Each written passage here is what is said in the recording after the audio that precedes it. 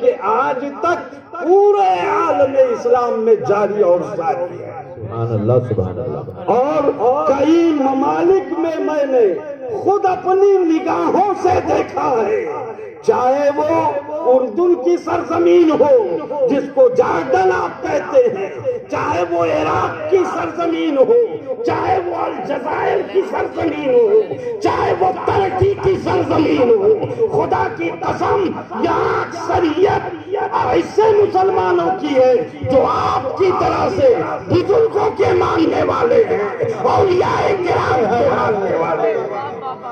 یہ غلط پروپیگنڈا کیا جاتا ہے۔ آپ اتفاق سے جزیرت العربیہ پر 1920 کے بعد ایسی حکومتوں کا قبضہ ہو گیا جس کے نظریات اسلامی نہیں، اسلام کے لباس میں پیش کیا گیا ہے۔ انہوں نے یہ پروپیگنڈا کیا کہ بزرگوں کو ماننا، اولیاء کرام کی عظمتوں کا اعتراف کرنا، یہ یہاں بر صغیر کے مسلمانوں نے رائج کیا ہے، یہ بدعت ہے۔ میں کرنا چاہتا ہوں کہ اولیاء کرام کی عظمتوں کو ماننا یہ بر صغیر کے مسلمانوں نے اور علماء نے رائج نہیں کیا ہے، بلکہ اولیاء کرام کی عظمتوں کو تو قرآن نے واشگاف فرمایا ہے اور اولیاء کرام کی کرامتوں کو بیان فرمایا ہے۔ سبحان اللہ، سبحان اللہ۔ قرآن عظیم میں اللہ تعالیٰ نے کچھ انسانوں کو بنایا جو زمینوں کی پرکھ رکھتے ہیں، اسی طرح سے ہر طبقے کے لیے یہاں قانون داں حضرات زیادہ کی تعداد میں موجود ہے۔ اس لیے میں کہنا چاہتا ہوں کہ جیسے قانون کے جانکار قانون کے بہت زیادہ ماہر ہوتے ہیں، اب اگر ہم دعویٰ کریں کہ قانون کی دفعات اگر ایک آدھ کہیں ادھر ادھر سے معلوم ہو گئی تو ہم دعویٰ کریں کہ قانون کی ساری شقیں ہم کو معلوم ہے، تو یہ ہمارا دعویٰ صحیح نہیں ہے۔ اسی طرح سے جو ہے علم دین کے لیے اللہ تعالیٰ نے ان علماء کی جماعت کو منتخب کیا، مولانا مختار احمد صاحب کو منتخب کیا، مولانا فیاض صاحب کو منتخب کیا، مولانا اسرار صاحب کو منتخب کیا، قرآن کی حفاظت اور ادائیگی کے ساتھ پڑھنے کے لیے جماعت حفاظ کو منتخب کیا، قرہ کو منتخب کیا۔ اب اگر ایک دو سورت جانتا ہو تو وہ یہ کہے کہ ہمیں تو سارے معنی آتے ہیں، سارے ترجمے آتے ہیں، سارے مسائل دینیاں آتے ہیں، اور وہ کبھی طلاق کے مسئلے میں جو ہے اپنا دخل دے، اور کبھی نکاح کے مسئلے میں، کبھی سماجی مسائل میں جس کی شریعت نے رہنمائی کیا ہے، تو یہ صحیح نہیں ہے۔ ہاں، ہر آدمی کو حق ہے کہ وہ اپنا مطالعہ، اپنا اسٹڈی، اپنی تعلیم کے لیے جو ہے کتابیں حاصل کرے اور پڑھے، اور اس میں بہت ساری باتیں ایسی ہیں جو سمجھ میں نہیں آتی ہیں تو اہل علم سے سمجھے۔ سبحان اللہ۔ تو انہی مسئلوں میں ایک مسئلہ اولیاء کرام کا ہے، شان اولیاء کا۔ آج اس بات کو سمجھنے کی ضرورت ہے، اس لیے کہ جو آپ کا مد مقابل ہے، ابھی میں چند دنوں پہلے ایک بہت بڑے عالم جو دوسرے مکتبہ فکر سے تعلق رکھتے ہیں اور ان کے یہاں تقریباً 4-5 ہزار مدرسوں کے نمائندے تھے، انہوں نے اپنے خطاب میں اور اپنی بات میں اس بات کا اظہار کیا کہ آج جو ہے سیاسی سطح پر ہمیں حکومت سے بھی مقابلہ کرنا ہے کہ اپنے دینی مدرسوں کو کیسے بچایا جائے، یہاں تک تو ہم بھی ان کے ساتھ میں ہیں۔ الحمدللہ اس کوشش میں ہم بھی ان سے پیچھے نہیں ہیں کہ کیسے مدارس اسلامیہ کو غیروں کے دست و برد سے بچایا جائے۔ لیکن اسی تقریر میں وہ اپنی جماعت کے لوگوں سے کہتے ہیں کہ یہاں بدعتوں کا رواج ہو گیا ہے، یہاں کفر و شرک کا رواج مسلمانوں میں ہو گیا ہے۔ آپ کی ذمہ داری ہے کہ آپ جو ہے بدعتوں کو بھی ختم کریں۔ میں کہنا چاہتا ہوں آپ سے، جن بدعتوں کا اشارہ کیا ہے وہ کوئی اور نہیں، ہم ہیں، اہل سنت والجماعت ہے۔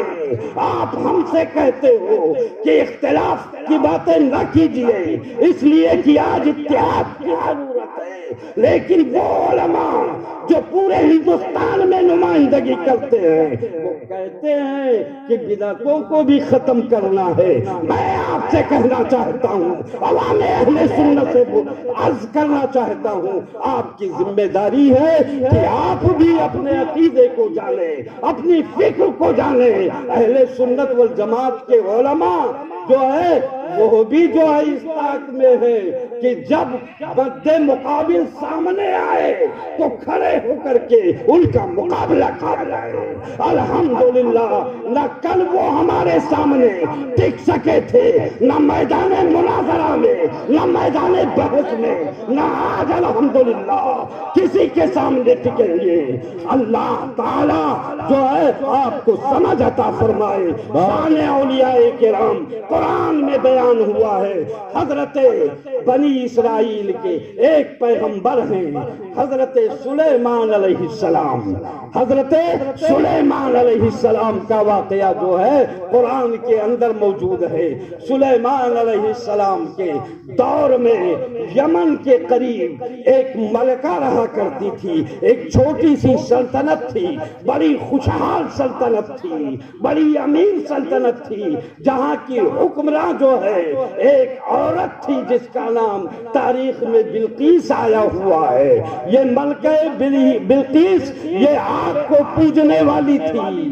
حضرت سلیمان علیہ السلام کو خبر ہوئی کہ حضرت سلیمان وہ فلسطین کے علاقے میں تھے، بیت المقدس جو آج یہودیوں کی ضد پر ہے، نشانے پر ہے، دعا فرمائے اللہ تعالیٰ اس کی حفاظت فرمائے۔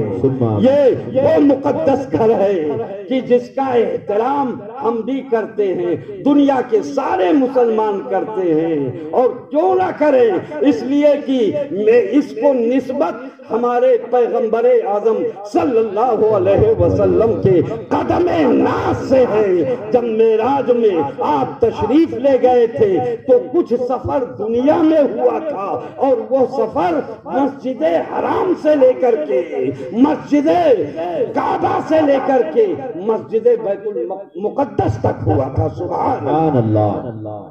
اور یہ ایسی جگہ ہے کہ جہاں پر نبی کی شان کو واضح کیا گیا تھا۔ اگلے جو امامت کر گئے تھے، جو سیادت کر گئے تھے، جو نبوت کا اعلان کر چکے تھے، اللہ نے سب کو جمع فرما دیا تھا۔ علماء فرماتے ہیں صرف روحیں جمع نہیں تھی، جسم کے ساتھ عالم اجساد میں بیت المقدس میں موجود تھے۔ آدم سے لے کے عیسیٰ روح اللہ علیہ السلام تک سارے انبیاء تھے، مسلح امامت خالی تھا۔ سرکار جو ہے تشریف لاتے ہیں، اور قبۃ الصخرہ وہ پتھر کہ جہاں پر حضرت جبریل نے وہ نورانی جانور کو رسی سے باندھا تھا، آج بھی اس کا نشان پاک موجود ہے۔ سبحان اللہ، اس کو میں نے اپنی ماتھے کی نگاہوں سے دیکھا ہے۔ اللہ آپ کو توفیق دے تو فلسطین میں زیارت کرنے کے لیے جائیں۔ پیسہ دیا ہے تو آپ جو ہے دبئی، سنگاپور اور اس کی زیارت نہ جائیں، یہاں صرف سڑکیں ملیں گی، بلڈنگیں ملیں گی۔ جائیں شام اور دمشق کی سرزمین پر، جائیں عراق کی سرزمین پر، جہاں جو ارض قرآن کا ایک حصہ ہے، قرآنی سرزمین ہے۔ سبحان اللہ، جہاں کے شہروں میں انبیاء کرام مدفون ہیں، اولیاء اعظام مدفون ہیں، ان شہروں کی زیارت۔ نعرے تکبیر، نعرے رسالت، علماء اہل سنت، نعرے تکبیر، نعرے رسالت۔ وہیں پر سرکار نے امامت فرمائی تھی 1,24,000 یا 2,24,000 کم و بیش انبیاء کرام کی، سبحان اللہ۔ اور پھر وہیں سے آسمانی سفر شروع ہوا۔